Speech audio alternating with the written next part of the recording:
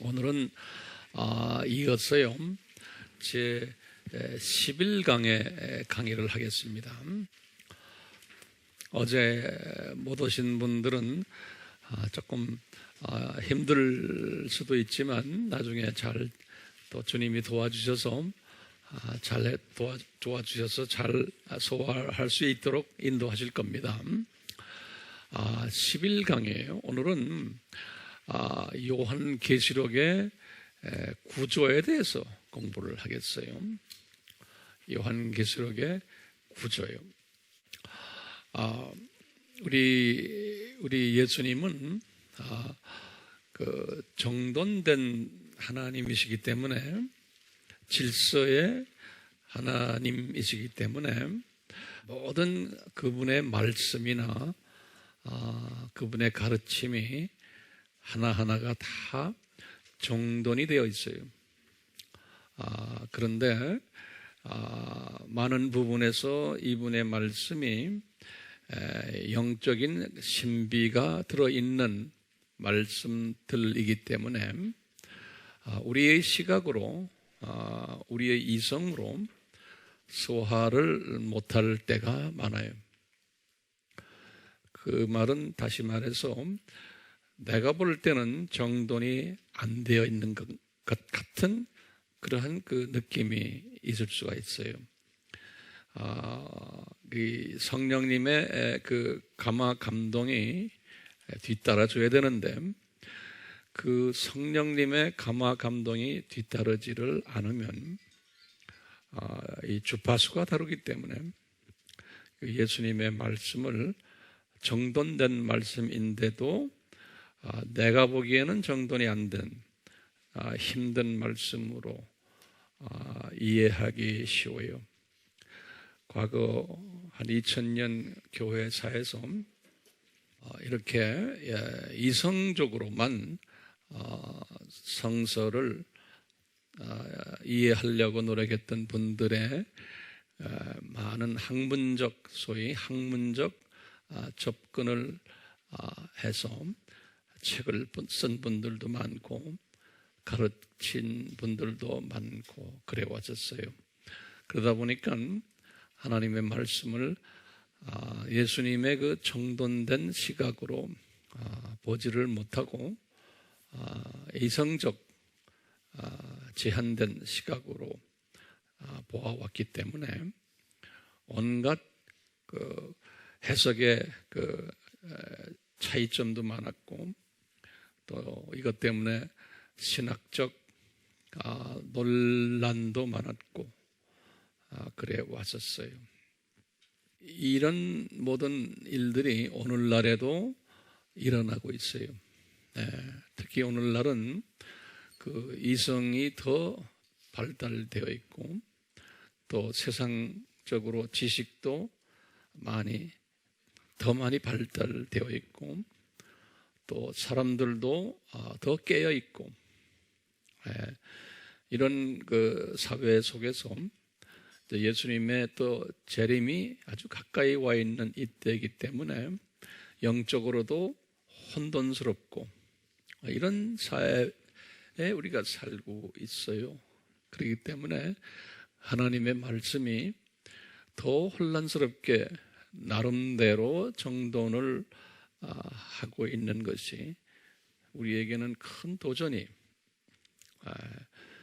그래서 하나님의 말씀은 상당히 많지만 들을수록 혼돈스러운 그러한 말씀들이 난무하고 있고요. 왜냐하면은 그 하나님의 말씀도 같은 영적 말씀이지만 그 깊이와 높이와 또 넓이와, 깊이와 높이와 넓이와 또 길이 있어요. 길이. 이 길이라는 것은 시간과 역사의 개념을 거기다 포함시킨 거예요. 그렇기 때문에 이 네 가지의 이 요소가 잘 배합이 됐을 때, 또 이것이 잘 정돈이 됐을 때 예수님의 말씀을 능히 예수님의 뜻에 따라서 소화할 수가 있어요. 그래서 이제 이런 세미나를 통해서 우리가 이제 영성이 깊기만 하면 안 되죠. 그러니까요. 사람이 깊기만 하면은 거기 또 문제가 있어요. 높이도 있어야 돼요. 그렇죠? 그렇게 깊고 높기만 하면 어떻게 돼요?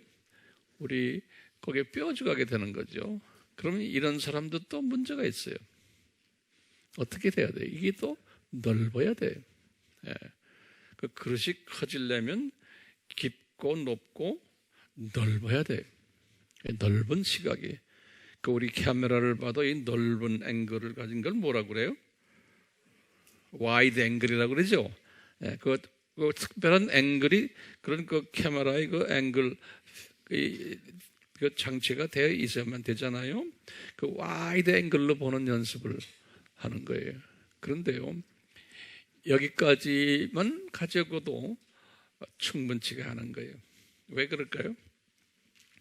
이 하나님의 말씀은 인간 역사 속에서 움직이고 역사 속에서 가르침을 주셨기 때문에 이 역사관이 있어야 돼요. 시간관이 있어야 돼요. 그래서 1세기 때 하신 말씀, 또 2세기 때, 3세기 때, 이거 왜냐하면 예수님은 그 전번이 아니라 창세 전부터 말씀하셨거든요. 그래서 쭉 하면서 구약의 4,000년 역사 이야기하시고, 그 전, 아담 타락 전의 그 역사, 그 영혼 세계에서의 역사 이야기도 하시고, 그 엄청난 길이가 있어요, 길이. 이 길이를,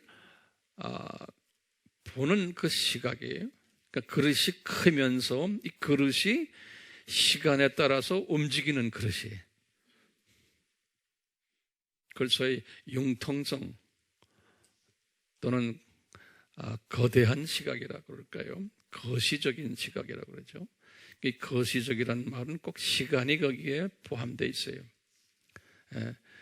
그래서 우리가 이 시간을 이야기하는 그러한 개념을 설명하기 위해서 칠판에 도표도 그리고 이제 이렇게 해왔어요. 그래서 지금 이 종말론도 그런 차원에서 네 가지 학설을 드리는 것은 제가 네 가지 학설을 드린 목적이 뭐겠어요?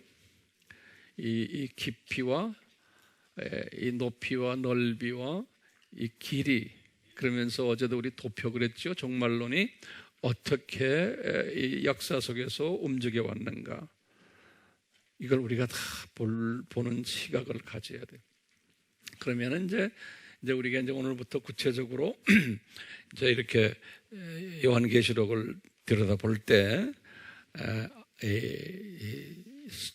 이 요한계시록에 깔려 있는 주님의 뜻을 좀 더 멋있게 볼 수가 있어요. 그래서 어저께 참석을 못했던 분들 그런 부분에서는 좀 놓치신 것 같아. 미안하지만요.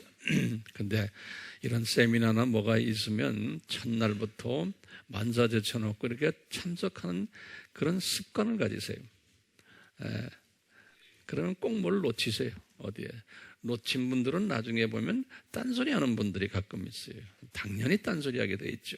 놓치시니까. 그런 사람 많지 않은 것 같아요. 제가 어제 온 분들 되게 다 얼굴 기억나는데. 자, 그건 그렇고요. 자, 그러면요, 오늘 요한계시록의 구조에 대해서 볼 터인데요. 이 무천년주의자들과 또 이제 후천년주의자들 다 같은 그룹들이죠. 이 세상의 그 마지막이 어떻게 된다는, 그게 우리 어저께 뭐라고 그랬죠? 이분들이 낙관적 시각과 그 다음에 비관적 시각, 여기에만 차이가 있지 거의 비슷한 그 종말론을 가진 분들이에요. 어제 우리가 이 무천년주의와 후천년주의자들이 요한계시록을 어떻게 보느냐, 어제 제 7강에서 제가 잠깐 말씀드렸는데요. 이분들은 다시 한번 거기다 간단히 적어보세요. 이분들은 단계를 6단계로 나눠가지고 보는데 큰 주제가 뭐였냐면 지금 이 세상은 어떤 세상이라고 봤어요? 이 세상은 선과 악이 공존하면서 선과 악이 서로가 격돌하는데 결론적으로는 선이 승리한다 라는 시각에서 요한계시록을 들여다본 거예요. 그러니까 이 시각은 우리에게 어느 정도는 필요한 시각이에요.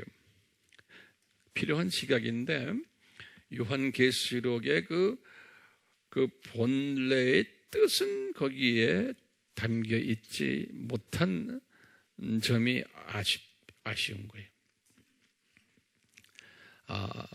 그래서 이 요한계시록을 이런 시각으로 보기 때문에 이제 우리는 지금 이와 반대되는 소위 이 역사적 전천년주의와 이 세대주의적 전천년주의자들이 보는 시각이 또 있어요. 요 시각을 가지고 그렇지 않은 시각과 비교를 하면서 우리 잠깐 볼 필요가 있어요. 오케이?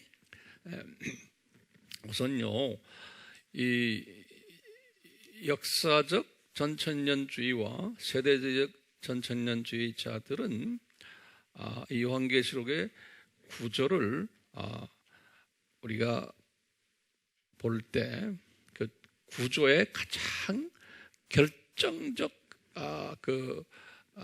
인 선구가 하나 있어요. 그 구조를 결정하는 그 선구가 1장 19절이에요. 요한계시록 1장 19절이에요. 우리 한번 성서를 한번 열어봐 주세요. 요한계시록 1장 19절입니다.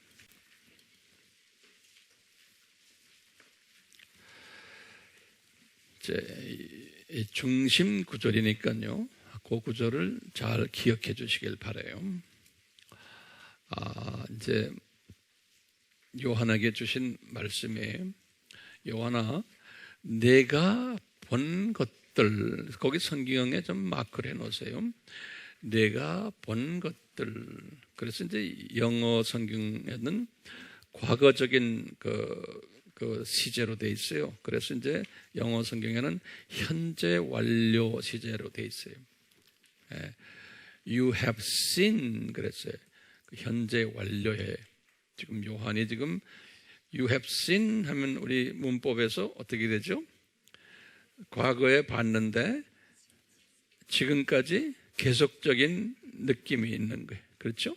You have seen. 과거에 그냥 한순간에만 딱 본 게 아니고 지금까지 보고 있다라는 사건은 과거 사건인데 쭉 지금까지 계속되는 You have seen 이렇게 되었어요. 이제 요거하고 그 다음에 이제 두 번째 또 뭐라 써 있어요? 현재 있는 것들과 그렇게 돼 있죠. 그건 영어 성경에는 이렇게 돼요. Things which are 그래서 현재형인데 그것도 복수로 된 현재형이에요. which are 것들 이렇게 해서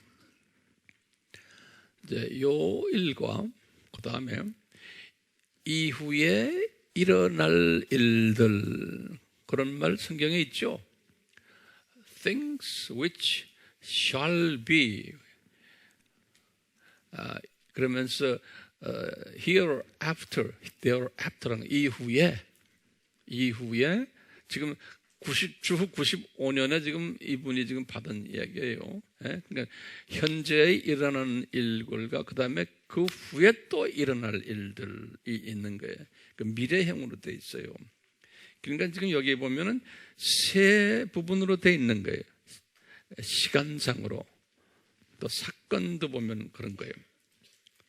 내가 본 것과 그 다음에 현재 있는 일들과 그 다음에 이후에 일어날 일들 이렇게 이제 해놨거든요. 그래서 요 선구 때문에 요한계시록 전체를 이 선구에 맞춰서 구조적으로 셋업을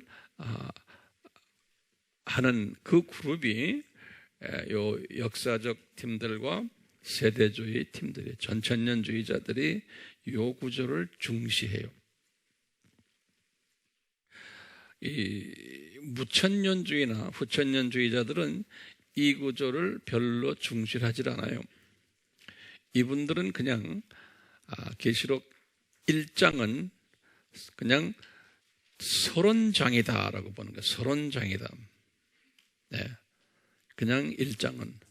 그래서 이 구절에 초점을 맞추지를 않아요. 왜냐하면 요한계시록은 미래를 향한 책이라고 보지를 않는 거예요. 이 전천년주의자들은 요한계시록은 미래를 이야기하는 책이다. 그래서 미래적 개념을 어저께 이야기했죠. 예. 근데 이제 이 무천년주의는 이것이 미래 사건이 아니고 오늘날 지금 교회사에서 일어나는 선과 악의 다툼의 이야기다라고 보는 거예요. 그러니까 교회사에서 일어났던 과거에도 쭉 일어나왔고 지금까지도 그것이 일어나고 있는 총체적인 하나의 선과 악의 싸움을 설명한 것이다. 근데 어떤 무천년주의자들은 또는 후천년주의자들은 과거 네로 황제가 있었을 때 기독교인들이 핍박받았던 이야기들이 묘사되어 있다라고 보는 거예요. 근데 그 무리가 생기는 게 이 요한계시록은 95년에 썼잖아요. 그렇죠? 그런데 요한계시록은 95년에 썼는데 95년 때는 네로 황제 시대가 아니에요. 네로 황제 시대는 언제라고 그랬어요? 예, 54년에서 주후 언제까지요? 68년까지예요. 예. 그렇기 때문에 역사적으로 봐도 이게 맞지가 않아요.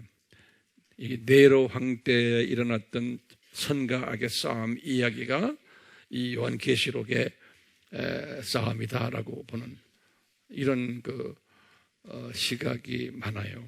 그래서 이제 무천년주의자들은 그러면 666이 뭐냐? 그러면 666을 네로 황제다라고 보는 또 학자들도 또 있어요.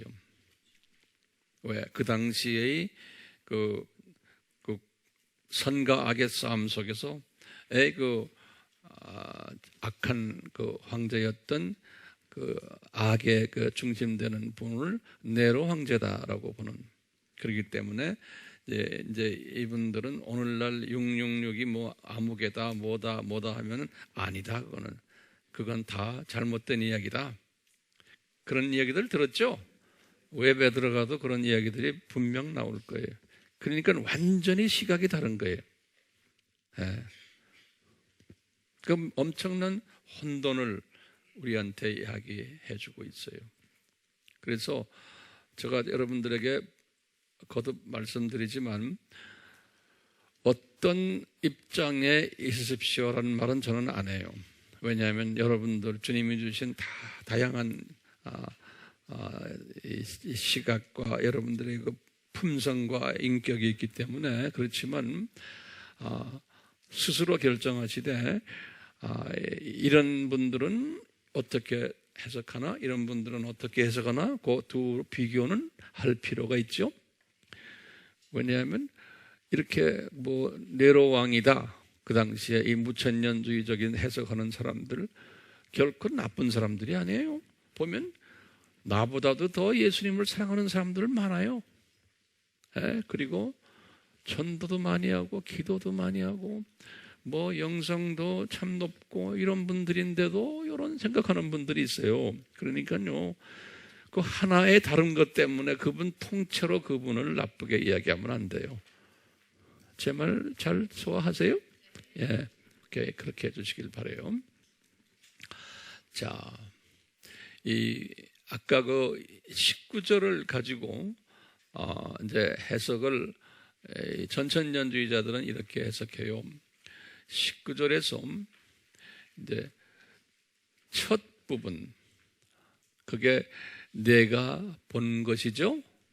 그것을 어떻게 해석하냐면요, 요한계시록 1장이다 이렇게 해석해요. 요한계시록 1장. 요한계시록 1장을 내가 본 것들 이렇게 해석을 하고요. 그 다음에 이제 현재 있는 것들 할 때, 그 현재 있는 것들은 요한계시록 2장과 3장으로 해석을 해요. 그러니까 아시아의 7 교회들을 현재, 그 당시의 현재형이에요. 그러니까 주 95년에 그 당시의 현재 상황 예컨대 7 교회들이, 그 7 교회들은 누가 개척한 교회예요? 사도 바울이 개척한 교회예요.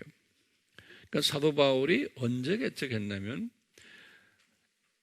몇 차 여행 때 이 교회들을 개척했어요? 2차 여행 때죠. 그렇죠? 우리 AMI 아미 교회 교인들은 아주 이런 거, 그래서 우리가 이 역사가 필요하고 사도행전 공부가 절대적으로 필요한 거예요. 사도행전 공부가. 그것도 역사적 개념으로. 그러니까 2차 여행 때 요 7 교회들이 개척이 됐어요. 근데 요 7 교회들 중에 우리가 한 교회가 빠진 게 있어요. 실은 8 교회가 돼야 될 텐데 그게 뭐예요? 골로새 교회. 그렇죠? 골로새 교회는 지금 여기에 없어요.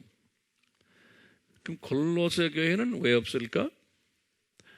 골로새 교회는 항상 바울이 그 7번째인 라오디게아 교회, 그 교회와 같이 취급을 해요. 다시 말하면 두 도시가 쌍둥이 도시로 이렇게 돼 있어요. 쌍둥이 도시로. 그래서 쌍둥이 도시란 말 알죠? 붙은 도시예요.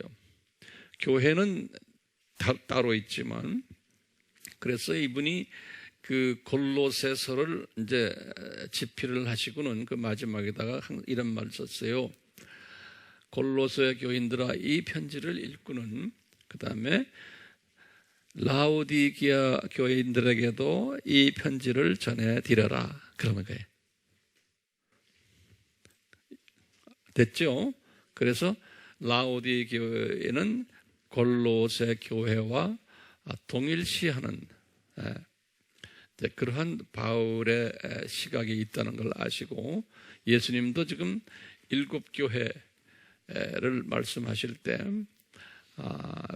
골로새 교회는 라오디게아 교회에 속해 있다는 것을 염두에 두시고 말씀하신 거예요. 우리 어저께 봤지만 이 성령님께서는 질서가 있으시기 때문에 요한계시록은 항상 7이라는 숫자에 초점을 맞추세요. 그러니까 8 교회를 하지 않으시고 골로새와 라오디게아는 하나로 딱 붙여서 7 교회로 딱 그렇게 하셨어요. 그 7이라는 숫자는 어떤 숫자일까요? 성서에서는 항상 완전 숫자라 그러죠. 하나님의 뜻을 이루는 데 필요한 완전 숫자다, 이렇게 보시면 돼요. 그래서 항상 이 7이라는 숫자를 많이 쓰셨죠. 몇 번 썼다고 그랬어요? 52번째. 2번 썼다고 기억나세요? 예. 그만큼 많이 썼어요. 7이라는 숫자.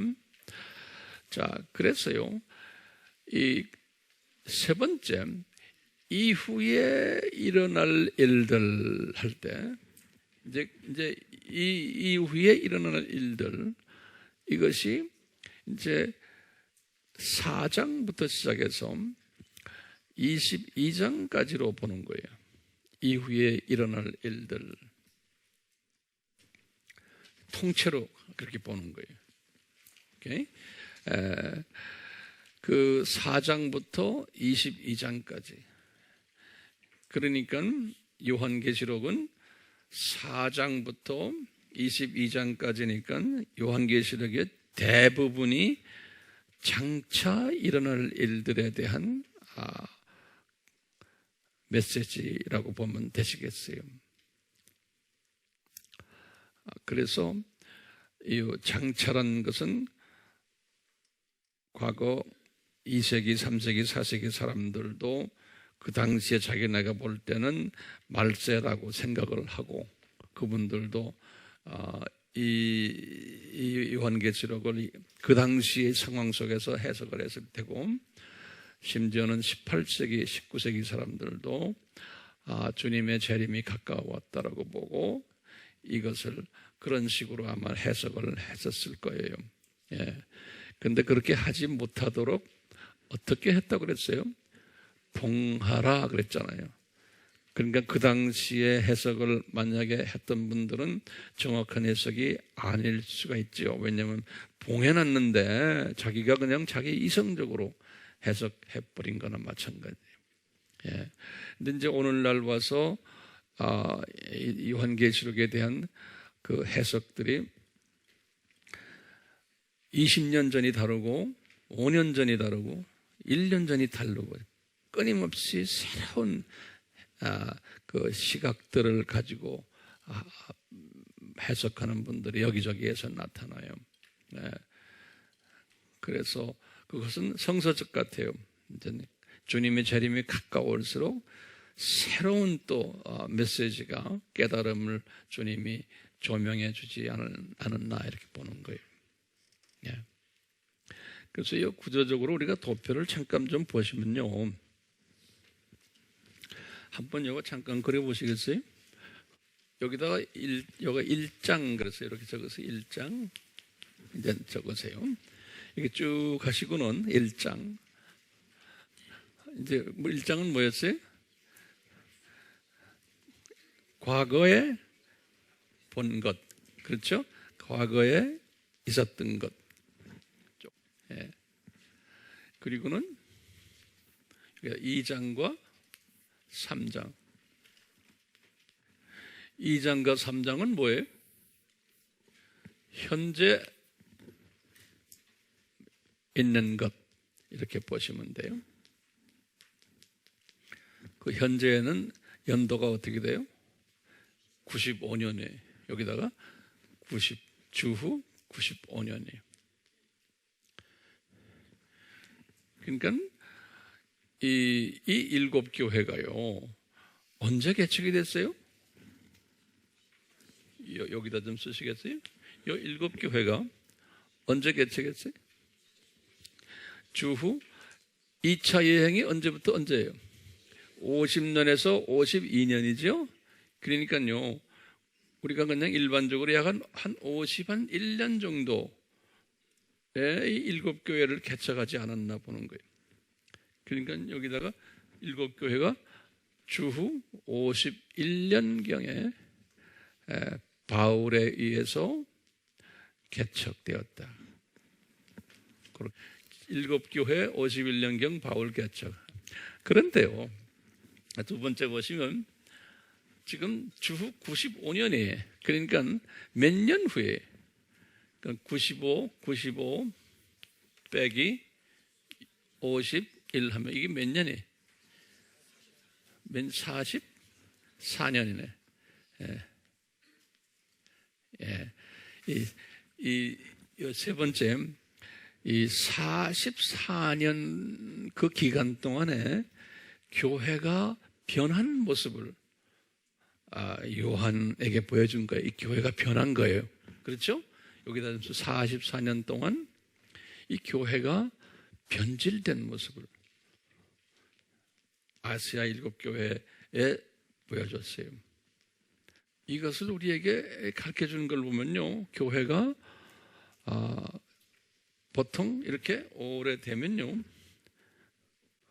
교회가 변질된다는 것을 보여주는 거예요. 이게 다 그 유명한 사도 바울이 성령님의 능력에 의해서 개척됐으니 홀리, 거룩한 교회들이에요. 거룩한 교회들인데 시간이 가면 갈수록 이게 변질이 된다는 걸 보여주는 거예요. 이제 그런 모습들을 우리가 이제 좀 볼 거예요. 그러니까 우리에게 주는 메시지들이에요. 근데 과거에 2000년 교회사를 보면요, 교회가 100년 이상을 제대로 가지를 못했어요. 그리고 좀 컸다, 유명하다, 건물 잘 지었다 하는 교회들은 금방 변절돼 버렸어요. 그러니까 인간의 그 하나님의 자녀지만 그 창조 목적대로 교회 생활을 하지 않으면 우리 예수님께서 아주 던지거나 무너뜨려 버리세요. 우리는 교회 지어놓은 교회 자체가 우상이 되거든요. 그걸 아주 질색하시는 거예요, 이분이. 왜? 이분이 그 훈련시키려고 우리 인간을 이 세상에 던져놓고는 너희들 교회 오픈해라. 그래가지고 그 훈련시키려고 했는데 이 인간들이 딴짓하는 거예요. 그런 딴짓하는 모습을 이 아시아의 7교회를 통해서 우리에게 그림으로 보여주는 거예요. 그림으로. 예. 현재 있는 것 줄 알겠어요? 대부분의 이 교회들이 어떻게 변해왔냐면 여기다 좀 적어서 이제 7교회를 딱 주잖아요. 그건 7교회라는 뜻이 뭐냐면 이 무천년주의에서도 그렇게 해석을 해요. 또 이 전천년주의도, 그러니까 이게 공통분모가 많아요. 뭐냐? 이 7교회는 교회 시대에 있는 모든 교회를 지칭하는 그런 의미. 교회 시대의 모든 교회를 지칭을 하는데, 그런데 그 안에 7가지의 교회가 있다는 거예요. 그런데 우리가 알다시피 5번째 보시면 그 중에 5교회는 꾸중을 받고, 어떻게 교회인데 꾸중을 받아요? 교회의 머리가 예수님이신데? 예? 그리고는 2교회는 칭찬을 받는 거예요. 2교회는 칭찬받는데 2교회에게는 면류관이 있는 거예요. 면류관을 약속하시. 이미 면류관을 받은 교회들이 그 2교회는. 그리고 요 2교회는 예수님이 요한에게 그래요. 요 교회들은 다 핍박받고 조그마한 교회들이에요. 오케이? 나중에 우리 조금 자세히 볼 거예요. 네. 그게 현재 있는 거예요. 현재 있는 거는 95년에 있는 거예요. 그렇죠? 그러니까 44년의 시간이 흘러가면 이렇게 변질이 된다는 것을 보여주시는 거예요, 우리에게.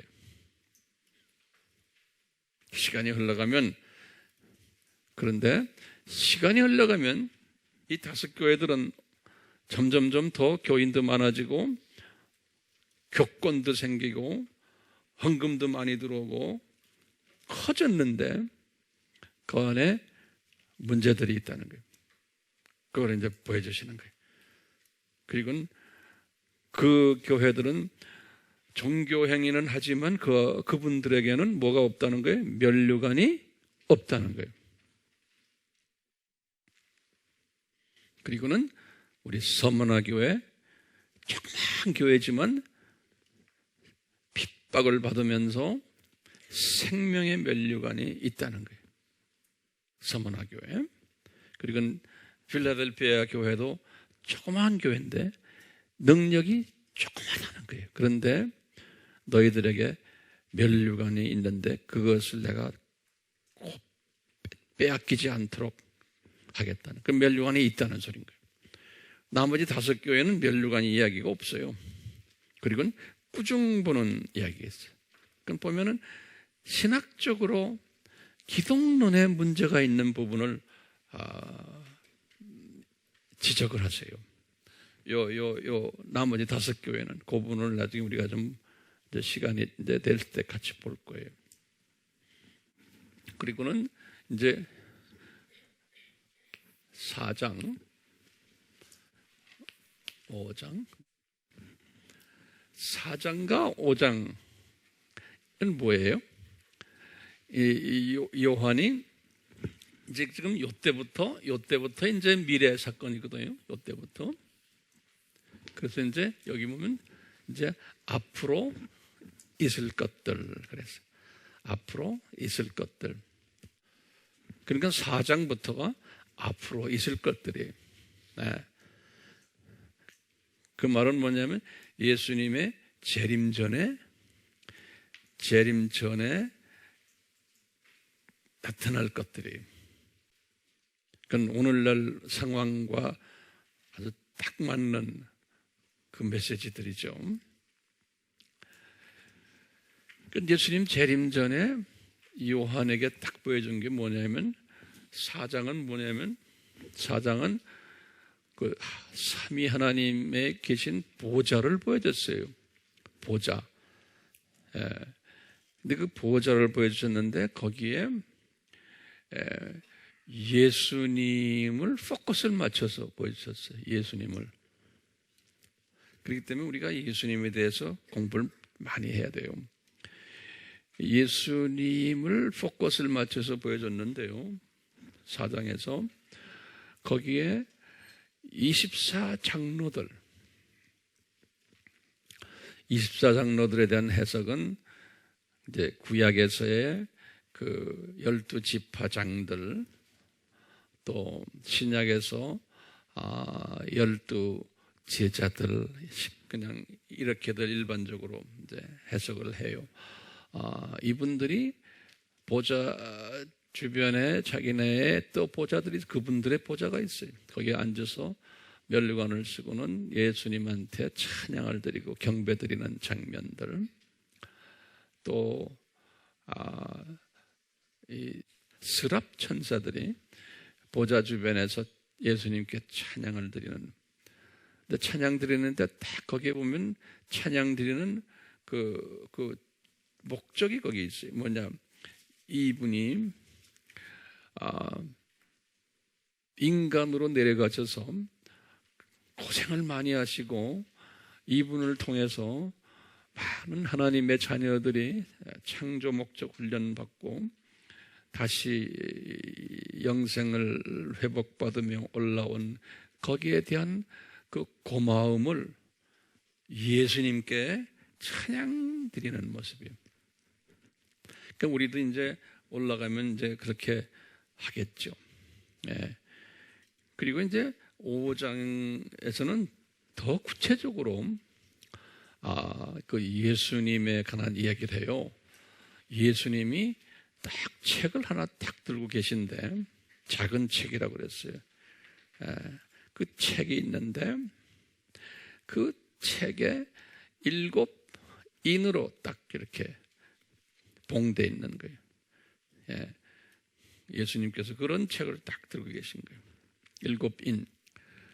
그 책을 딱 들고 계신데 이제 이 책을 인을 떼실 분이 누군가라고 이제 질문을 던지는 거예요. 이제 아마 요한이 던지니까 이 책은 딱 하면서 화면으로 보여줬는데 어린 양이 딱 나타나는 거예요.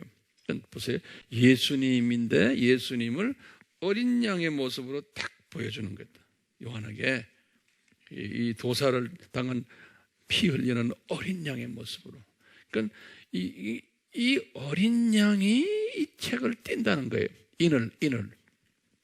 그러니까 예수님의 그 십자가 사건이 그렇게 중요하고 그것으로 인해서 예수님이 찬양을 받으신다는 거예요. 예수님이.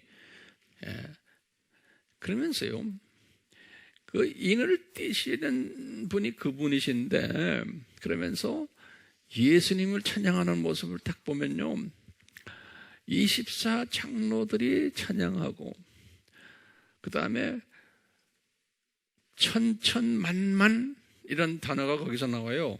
천천만만 천사들이 그 어린 양에게 찬양을 드리고, 오케이? 예. 그리고는 그 다음에 보면 모든 피조물들이, 다시 말하면 뭐 동물들, 온갖 동물들, 식물들, 꽃들, 바다에 있는 것들, 이 모든 피조물들이 그 어린 양에게 찬양을 드리는 모습을 요한이 딱 본 거예요. 근데 찬양 드리는 게 뭐냐? 예수님이 경배 받으시기에 합당하시고, 찬양 받으시기에 합당하시고, 존경 받으시기에 합당하시고, 예수님 보고 예수님이 최고입니다 라는 이러한 장면을 요한이 봤는데, 지금 보면은 예수님이 그렇게 대접을 받으시면은, 그러면 우리의 이성적으로, 그럼 성자 하나님과 성령 하나님은 뭐예요? 이제 좀 또 까다로운 사람은 그러거든요. 예? 예수님이 이렇게 영광 받으시면 두 분은 자동적으로 같이 기뻐하시는 거예요. 예. 따로 지내는 분이 아니에요. 한 분이 기쁘면 같이 기뻐하시고, 이게 연합되어 있는 거예요, 서로가. 예. 그런데 우리 피조물들의 입장에서는 우리는 삼위 하나님 중에 누구와 제일 가깝게 지내야 돼요? 예수님이에요. 왜요? 삼위 하나님 중에서 창세전에 이미 결정했어요. 예수님 보고 성부 하나님이 당신 우리와 같은 수준의 이퀄 수준이지만, 이퀄 파워지만 피조물들과의 관계를 맺는 하나님으로 이미 결정되신 분이에요. 그분이 예수 하나님이. 그렇기 때문에 피조물들을 훈련시키는 일, 피조물들과 관계 맺는 일, 그것은 예수 하나님이 하십시오. 그래서 우리 마태복음 28장 18절에 예수님이 하신 말씀에 지상사명을 제자들에게 주시면서 아버지가 나에게 이 모든 권한을 나에게 주셨다는 거예요. 알죠? 마태복음 몇 장 몇 절이에요?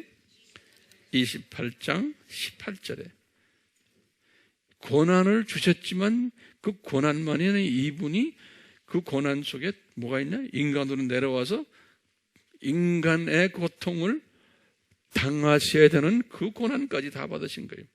하지만 그 권한을 이분이 행사하셨기 때문에 피조물들이 이분에게 엄청나게 고맙게 생각하는 거예요. 피조물들이. 그러니까 저도 그렇고 여러분들도 그렇고, 그러니까 우리가 저 동네에 올라가서 뭐 해야 돼요? 예수님한테 예수님 고마워요, 예수님 고마워요, 이거 해야 되는 거예요. 네. 왜? 그 모습을 미리 보여준 거예요. 딱 여기에서. 그러니까요, 요 4장 요 11절에 보시면은 한번 보세요. 성서 한번 열어보세요. 이 4장 11절. 4장 11절에 보시면 예수님께 고맙다고 예수님을 찬양하는 게 거기 있어요. 4장 11절 요한계시록, 제가 한번 읽어볼까요? 이 고백은 누가 하는 거예요? 거기 10절 보시면 24 장로라고 써 있죠? 거기다 줄을 그어놓으세요. 여기 보시면 9절부터 제가 읽겠습니다. 그 짐승들이란 건 누구냐면 스랍 천사들이에요. 스랍 천사들. 우리 아미 식구들은 스랍 천사가 어떻게 생겼고 그룹 천사가 어떻게 생겼고 우리 공부했죠? 네. 자, 여기 보세요. 9절 보세요. 4장 9절에 그 짐승들이 보좌에 앉으시어 영원 무궁토록 살아계시는 분께 영광과 거기다 좀 주르고 상당히 표현들이 있어요. 영광 올려드리고 존귀 올려드리고 감사를 올려드릴 때 곧 세 단어가 있고 또 구체적으로 단어들이 있어요. 그러니까 거기에 10절입니다. 24장로가 보좌에 앉으신 분 앞에 엎드려 영원 무궁토록 살아계시는 분께 경배하며, 경배란 단어가 거기 또 있어요. 그들의 면류관을 그 보좌 앞에 던지며 말씀드리기를 오 주여. 그러니까 우리가 봐요. 오 주여 또는 지금 경배할 때 누구한테 드리는 거예요? 예수님께 드리는 거예요. 오케이? 성부 하나님께 드리는 게 아니에요. 성령 하나님께 드리는 게 아니에요. 구체적으로 예수님께 드리는 거예요. 이거 잘 정돈하셔야 돼요. 그러면서 보세요. 오 주여 할 때 주라는 단어가 누구를 향한 단어예요? 예수님을 향한 단어예요. 영어는 O Lord, O Master. 그 주라는 단어가 구약에서는 여호와, 야훼로 돼 있어요. 그 야훼라는 단어가 신약에 와서 주라고 바뀌어버렸어요. 우리 다 공부했죠? 오 주여. 주께서는 영광과 존귀와 권세를 받으시기에 합당하시니. 우리 그 단어 있죠? 영광과 존귀와, 여긴 지금 권세까지 들어있어요. 오케이? 권세를 받으시기에 합당하시니 이는 주께서 만물을 창조하셨고, 이 만물들이 예수님께 이제 영광과 존귀와 권세를 드려요. 만물이 주의 뜻대로 있으며, 그러니까 모든 만물이, 여기 지금 개미까지 모기까지 파리까지 다 주님의 뜻대로 있다는 거예요.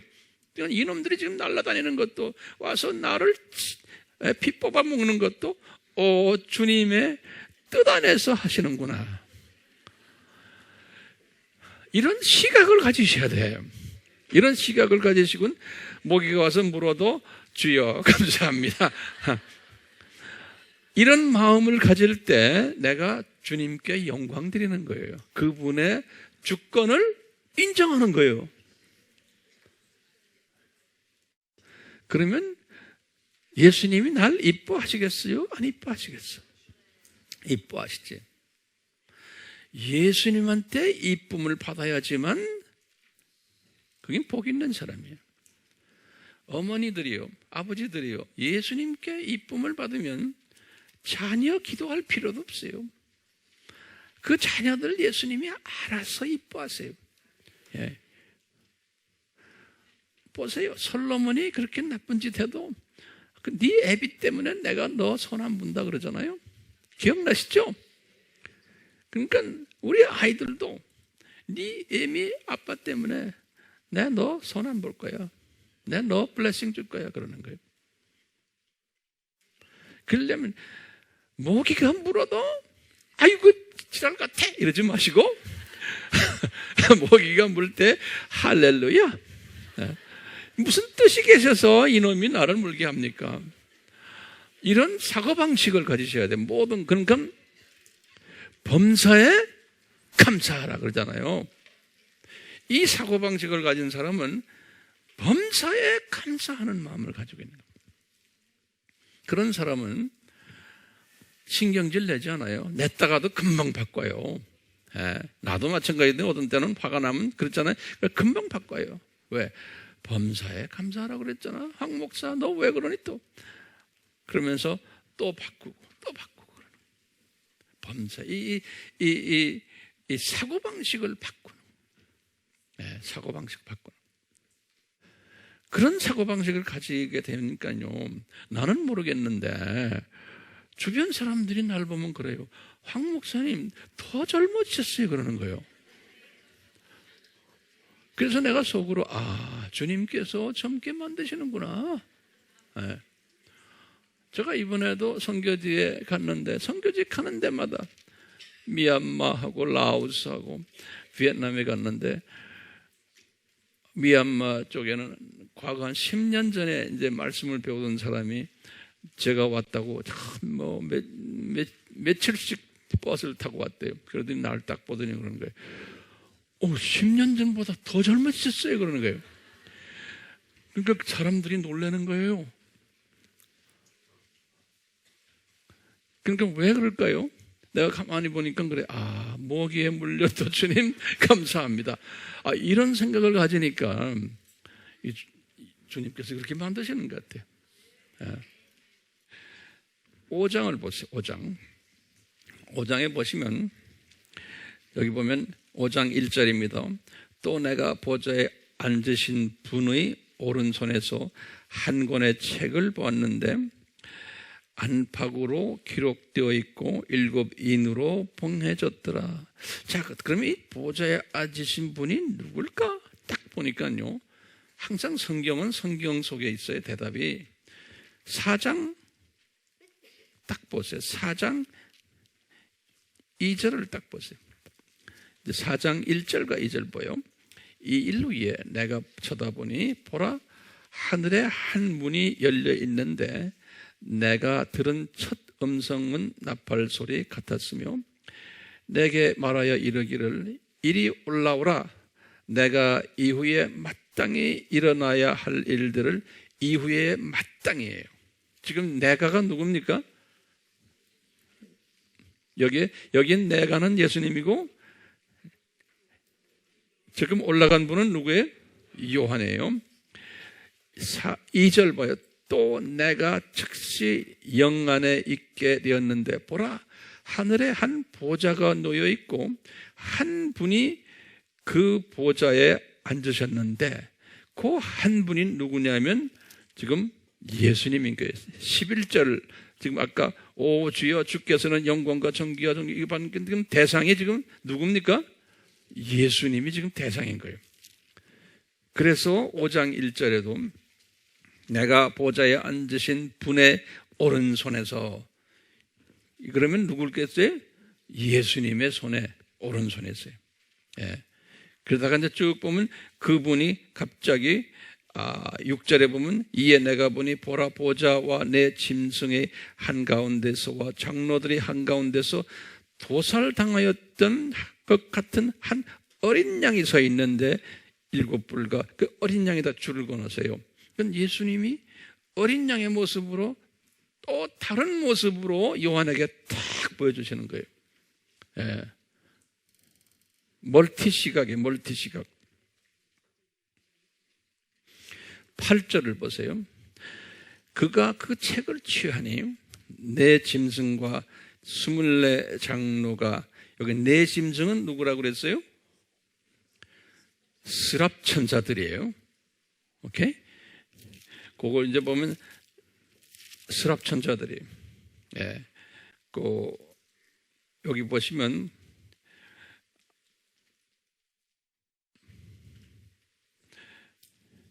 여기 6절부터 4장 6절부터 보시면은요, 네 짐승에 대해서 나와요. 4장 6절에 보좌 앞에서 수정과 같은 유리 바다가 있고 그 보좌 가운데와 보좌 주위에 앞뒤로 눈이 가득한 네 짐승이 있더라 그랬어요.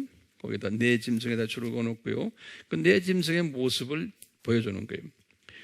첫째 짐승은 사자 같고 둘째 짐승은 송아지 같으며 셋째 짐승은 사람과 같은 얼굴을 가졌고 넷째 짐승은 날아다니는 독수리 같더라. 그러니까 지금 요 짐승이 누구냐? 요 짐승이 보면 스랍천사예요. 뭐냐? 거기다 적어놓으세요.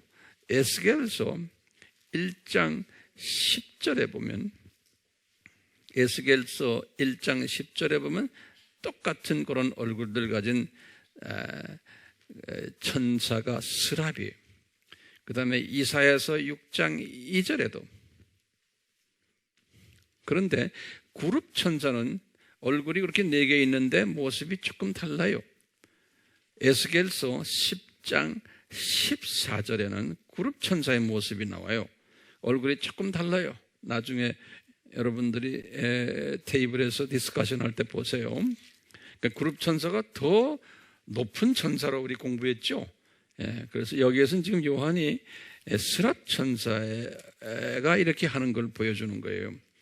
그러니까 이 천사들도 밤낮 쉬지 않고 8절을 보시면 4장 8절에 내 짐승들은 각각 자기 주위에 6날개의 날개를 가졌고 안쪽에서는 눈들로 가득하더라. 그들은 밤낮 쉬지 않고 말하기를 거룩하시도다 거룩하시도다 거룩하시도다. 전에도 계셨고 지금도 계시며 앞으로 오실 전능하신 주 하나님이요. 이렇게 앞으로 오실 전능하신 주 하나님이요. 거기다 줄은 거는 이게 누굽니까? 앞으로 오실 분이에요. 그러니까 아버지가 아니에요. 그렇죠? 성령님도 아니에요. 앞으로 오실 주 하나님은 누구예요? 예수님이에요. 그러니까 지금 이분들이 보좌에서 예수님에게 집중적으로 지금 포커스를 맞춘 거예요. 그러면서 이제 이 짐승들이 9절에 보니까 보좌에 앉으시네요. 영원무궁토록 살아계신 분께 영광과 존귀와 감사를 드리고 24 장로들도 그 10절에 보면 똑같이 그러는 거예요. 그러면서 24 장로들이 뭐라고 그랬어요? 주께서 만물을 창조하셨고 만물이 주의 뜻대로 있으며 또 창조되었기 때문입니다. 그러니까 예수님께 찬양드리는 목적이 예수님은 창조하신 분이시고 만물을 나만이 아니에요. 만물을 우리 모기까지 항상 이야기하잖아요. 만물을 창조하신 분 예수님이시고 그 다음에 창조만 했어요.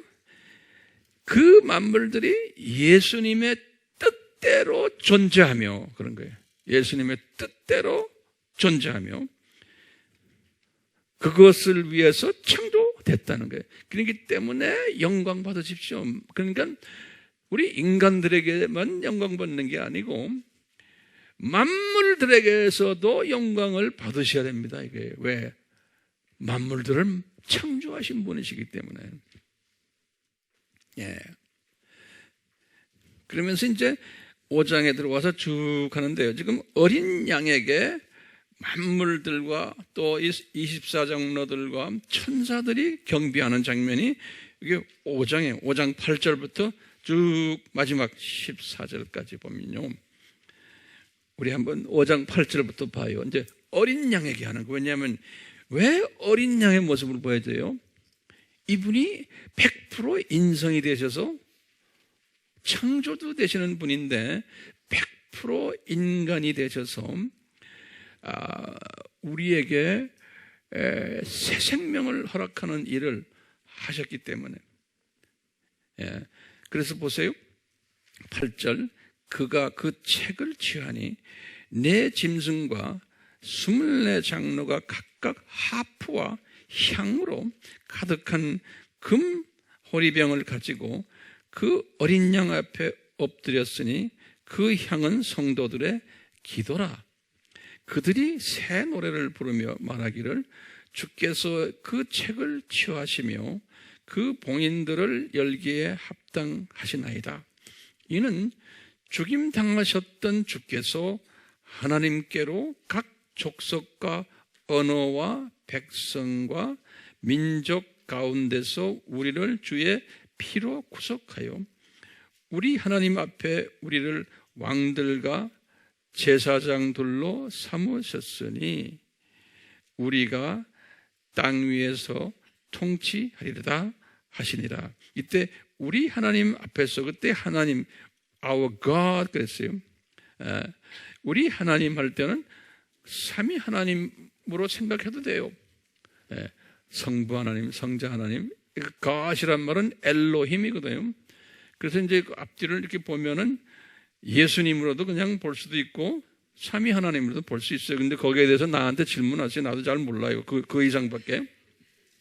근데 11절 보세요. 11절 보면 또 내가 보니 그 보좌와 짐승들과 장로들을 둘러선 많은 천사의 음성을 들었는데 그들의 수가 만만이요 천천이라. 이건 일반 천사들이에요. 그 일반 천사들이죠. 예. 엄청나는데 이 소리가 들려오는 거예요. 멀리서 쫙 들려오는 거죠.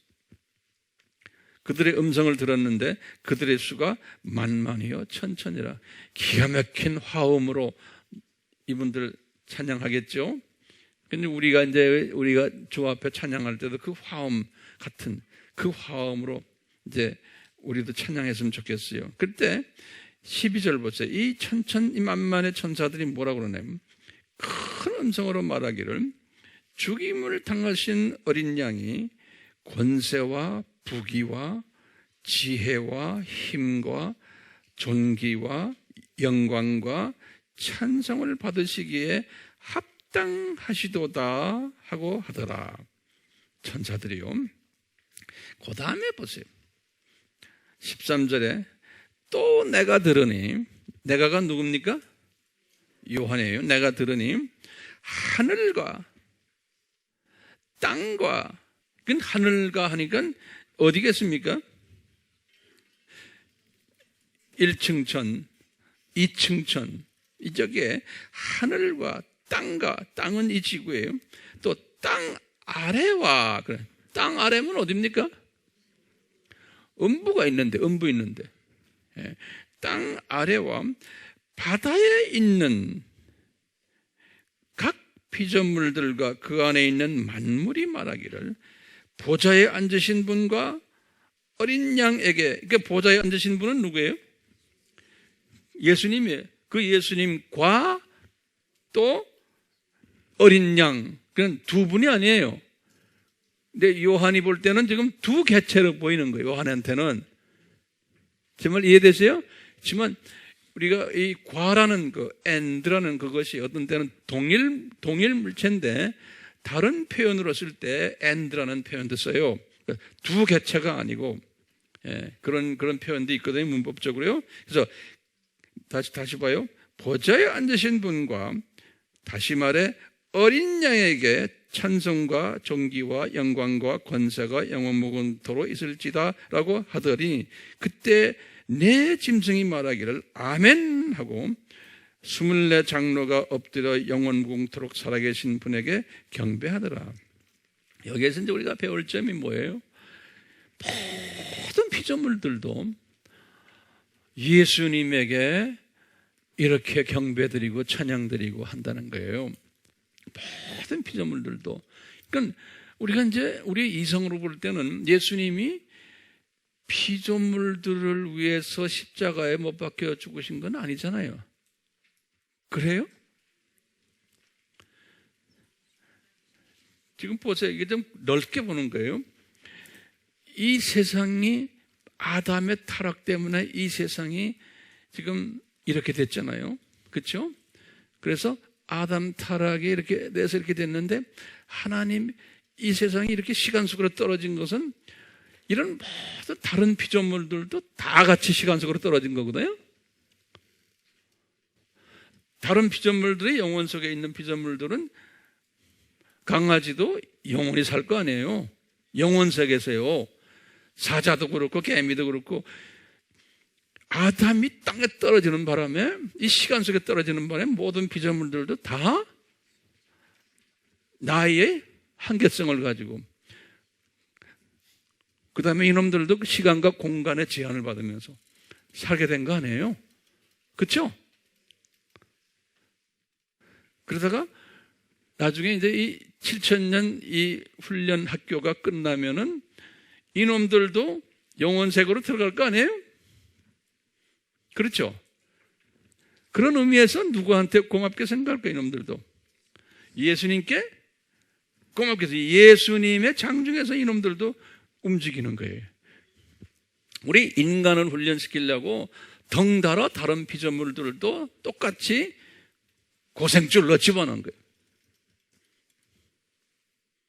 우리가 센터 안에 강아지가 생명이 몇 년이에요? 한 20년 돼요? 네. 그놈들 저기 살아있는 강아지가 저리 올라간지 아닌지는 난 모르겠어요. 그렇지만 저 동네 올라가면 만물들이 분명히 있잖아요. 이분이 다 창조했다니까. 네. 지금 있는 그놈들이 가는지 안 가는지는 난 모르겠어요. 저 그림이 그려져요? 근데 이 4장과 5장은 우리에게 이 장래에 있을 일을 이야기하는 장면이기 때문에 분명히 이 사건이 지금 이 순간에 일어났나? 안 일어났나? 이것이 우리 질문이에요. 그런데 이제 나중에 이제 6장에 7장에 보시면 이제 7인을 띄는 장면이에요. 7인을 누가 떼요? 이제 예수님이 띄시는 장면이에요.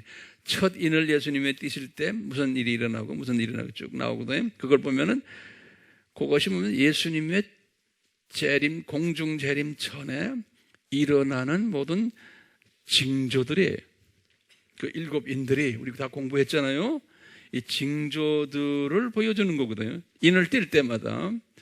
그런 걸 보면 이 4장과 5장의 이 장면은 이미 실현되지 않았나 보는 거예요. 아마 우리가 살고 있는 이 세대에 정확하게 언제 실현됐는지 모르지만, 그러니까 예수님의 재림의 징조들 중에 첫째인, 둘째인, 셋째인 이 인에서 이야기하는 모든 징조들이 이미 우리 눈앞에 지금 나타나 있거든요. 이미 나타나 있기 때문에 4장, 5장 사건은 20세기든 21세기든 언제는 제 생각은 한 20세기 정도에 이미 이 사건이 일어나지 않았나 보는 거예요. 우리가 못 봐서 그렇죠. 그렇기 때문에 오늘날 우리는요, 기도를 할 때 이제 이 보좌의 기도를 하는 거예요. 우리가 기도를 할 때 어떻게 하느냐? 이 4장의 모습을 쫙 비전으로 보는 연습을 하는 거예요. 지금 오늘날은 이제 우리에게 그런 은혜를 주셨어요. 이 재림 전에 하나님의 자녀들은 소위 보좌의 기도를 할 수가 있는 거예요. 왜? 이미 이것이 재림 전에 있을 것을 요한에게 보여줬기 때문에.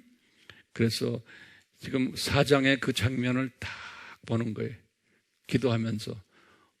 말로 이야기할 필요도 없어. 혼자 묵상하면서 이걸 쫙 그리는 거예요. 그럴 수 있죠? 그 다음에 5장의 모습도 쫙 그리는 거예요. 그러려면 4장과 5장을 자꾸 묵상하면서 그것을 visualize, 시각화하는 거예요. 4장과 5장을 이미 이루어진 장이기 때문에. 이걸 시각화하면 엄청난 주님의 기쁨이 있을 거예요. 그 시각화하시면서 지금 이 순간에도 지금 스랍 천사들이 예수님께 찬양을 드리고 있고, 그렇죠? 경배 드리고 있고, 24장로들이 면류관을 던지면서 이렇게 하고 계시구나. 어떤 한 순간에만 하는 것이 아니고, 지금 이 장면은 특히 4장, 이제 5장 장면, 이건 왜냐하면 인을 띄기도 전이에요. 그래서 이 만물이 이 오실 예수님을 향해서 경배 드리는구나. 그 모습을 시각화하는 거예요.